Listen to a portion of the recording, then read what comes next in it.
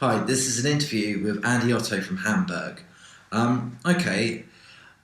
You are an artist with a lot of prolific work under your belt. What's your musical background? Let's start with that. You know what? Okay, my musical background, if you look really far back, I started playing the drums and the cello when I was 8. Right. Having a history of playing the recorder and piano, because I come from a musician's family. But I figured pretty early that the drums I find much more interesting than the cello, because the cello has this huge history of being played in that manner, and the drums I was much more free. So I played in punk bands in Cologne at the time, and in rock bands and improvised stuff. And at some point I thought, well, maybe I can also use the cello, but use it as a drummer. You know, I'm slapping the cello, and there's lots of literature in the contemporary music scene where the cello isn't played in this Bach or Schubert style, but it's more seen as a source for sound. And that's what I found really interesting, especially when I hooked it up with amplification and recorded it, played it back. And that's how I ended up recording a couple of albums, which are not as experimental as you might guess now. Okay. Because I always sort of combined this search for new sounds on the cello with dance music. Right. And I produced albums, but then it came to presenting those albums live on stage, which is a problem, because I recorded everything in the studio. I had this multi-track setup, and I didn't know how to carry it on stage, but with my computer just playing back Ableton Live loops. That's about 10 years ago. And luckily, one of the former artistic guest directors from STEIM and I, we played in that same festival in Lithuania, and he said, yeah, your music is interesting, but your live show, it sucks, so maybe you should come to STEIM and develop some kind of live configuration that is more instrumental than your laptop facing the screen stuff. And yeah, that's how I ended up here, and for about 8 years now I'm working with this system I call Fellow, which is a sensor extended cello bow. Right. And I play the cello, and then the cello sound gets recorded. I take the bow off the strings and make gestures with the bow in the air. That's the whole game, and it's my instrument. Yeah. Okay. You have, obviously, you talked about Fellow.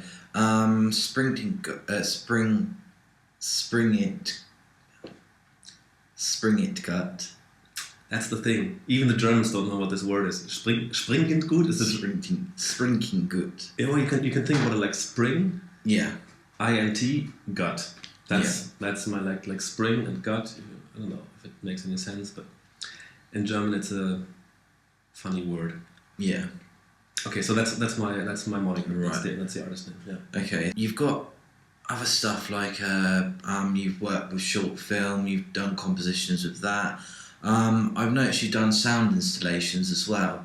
However, on the website, there's not much. I couldn't find much footage from it. I saw the one with the steering wheel, and you were sort of like amplifying the sound of the traffic, and then sort of DSPing that. Exactly. That was done in India. But I mean, traffic. You haven't got much. I couldn't see much footage of the other stuff or anything. Did you not document it? Or? It's true. Yeah, documentation is important. Yeah. And sometimes I'm so lost in the thing that I'm happy if someone else put a camera up, and right. And afterwards I can put footage on the website. But it's I should maybe pay more attention to that. You're right. But yeah, I think you've already found quite some stuff that I've done. And for example, if I do music for movies or for theater plays, I can put the whole movie on the website, or not even a snippet. Okay. Copyright wise. But yeah, that's basically the scope that I do: theater, dance pieces, some film works, and sound installations. Okay. Now, what about the films and that? I did try and look on YouTube briefly for some of the films, but I couldn't really. Well, you find lots of these silent movie scores that I like, live scoring of a silent movie. Right. So I did a couple of them together with other musicians. You've done these films. If you look for the Eisenstein strike movie that I scored, there are I think 10 snippets on YouTube you can look at there, or Metropolis or The Last Laugh. These movies you can, if you're curious, you can find that. It's even more on the web than it actually happens in concerts, because some of these movies are only on 35 millimeters, only Russian subtitles. Yeah. The one with called Strike, for example, it's very difficult to get it with English or German subtitles. And so when I played it for the first time, they had someone projecting the movie in the cinema, and another one with a second projector projecting handmade English subtitles along with the movie, and that's a bit complicated to put it up to a booker and say, come on, can I please play this throughout Europe or so, because it's a complicated setup. So this movie project basically only happens on the web. Okay. So who are your influences? I suppose it's a long list, but who are my influences? You mean in music? Yeah, music. Maybe films and directors as well. I suppose I think I can honestly say that I've never tried to compose a piece of music that sounds like this other piece of music. Right. Okay. And I hope I never do that. Right. Okay. And this being said, there are of course people who influence or artists who influence others, and it's also not possible to create something totally new. You know, just imagine of a sound which is only new. You can't think of it, because there's always something which is a repetition of something we've heard before. And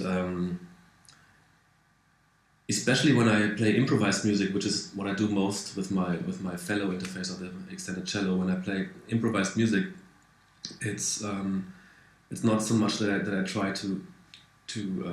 or I'm thinking of sounds that I've heard before, because I try to be in that very moment, but it's more the energy or the kind of passion that I see in other performers, which really strikes me. Or sometimes also people doing sports are really impressive to watch when it comes to musical performance, because it's about this capability to be in the moment, just in that impossible little spot which is called now. You know, and if you can be in touch with that, then you're a good sportsman or a good musician. And as we're sitting at STEIM at the moment, I mean, Michel Weisbis, who was a director here for 20 years, and fantastic musician, he was a kind of mentor for the fellow project. And of course, his input and his music and watching him live on stage is a huge influence for my work. Yeah. Although I think my music doesn't sound any like his music sounded. So, but then again, I listen to a lot of techno music. And I DJ in Hamburg, and I DJ in clubs regularly, and I play records from the so-called squee genre. Have you heard of squee? No. It comes with 3 E's, SKWEEE. It's from Scandinavia. These people who use vintage synthesizers and produce them in an incredibly funky, slow way, and lots of melodies, no vocals. I love that. It's very dry, very raw music. Yeah, comes on 7 inches, and that's the music that totally blew my brains in the last, let's say, 2 or 3 years, and I'm regularly DJing that in clubs or festivals, and then also I spent 3 months in India, and also met traditional musicians there, and with one of the vocalists from there, I'm currently in a new project. She also has this little guest role or guest appearance on my recent album. Okay. So traditional Indian music is also something that, I mean, it's nothing new at all, but I've recently come across it, and I find it beautifully complex and simple at the same time. So that's maybe 3 different parts of my musical influence. All right. So going back to Michel Weisbis, your PhD is pretty much based around him, isn't it? Well, it's not exactly a biography of Michel Weisbis' work, but when he passed away 5 years ago, like that, a little bit more. just right before in the year before his death, I did some interviews with him because I was writing a master's thesis about STEIM's history very generally. Right. And so he knew that I was interested and a little bit informed already about how STEIM got set up, what's the stories behind it, and so he said, well, if you're interested, you can also use footage or look at footage in my studio. There's lots of data which I have collected, but it's not in order. And so sometime after he died, together with Christina, his widow, I started to build up the archive of STEIM based on the footage from Michel's studio. And so, of course, it has a certain focus on Michel's work, but I think that he was a strong influence also to other artists who then came to STEIM. For example, in the 80s, when he worked with his sensor interface, the hands, he influenced or inspired a lot of artists like John Rose, the violinist, who put sensors on his bow, or Nick Collins, who came here and built extended instruments like trombone or concertina controller. And I'm trying to write the stories of all these artists who were among the first to use sensors on digital or on the newborn MIDI interface, digital musics. Yeah. Cool. Finally, do you have any sort of like upcoming performances or any shows or anything? Well, there's a big Japan tour planned for next year. That's only next spring.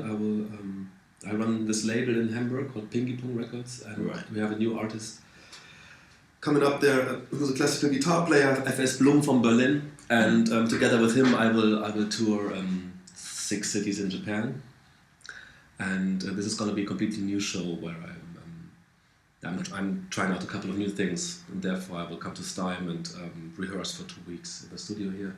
So this is a new thing, and once this is rehearsed and presentable, I'm sure this will also go somewhere else in Europe.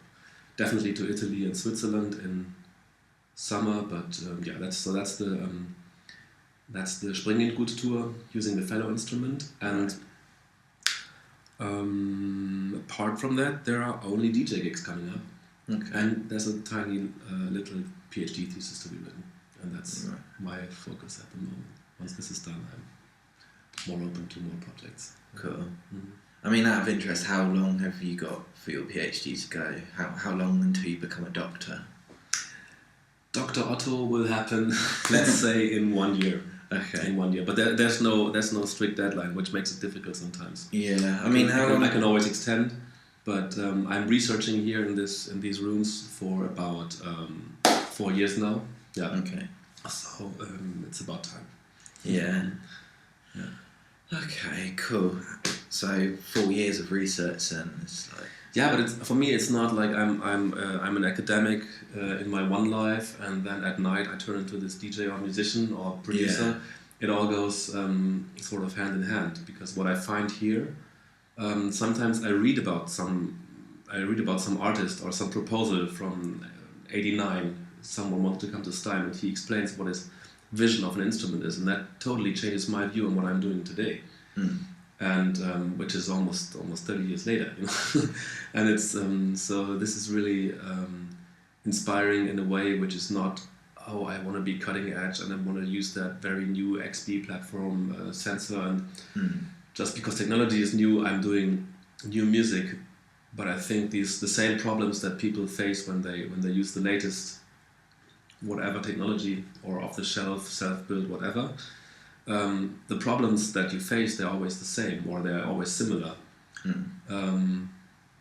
And so I think looking back at the history, like I do with my research, is also a very good strategy to be aware of artistic, aesthetic problems or opportunities, whatever is there. So research and music is one thing. Yeah. Okay. All right, brilliant. You've been great, Andy, and we will see you next time for another interview. Hopefully so. Okay. Bye-bye.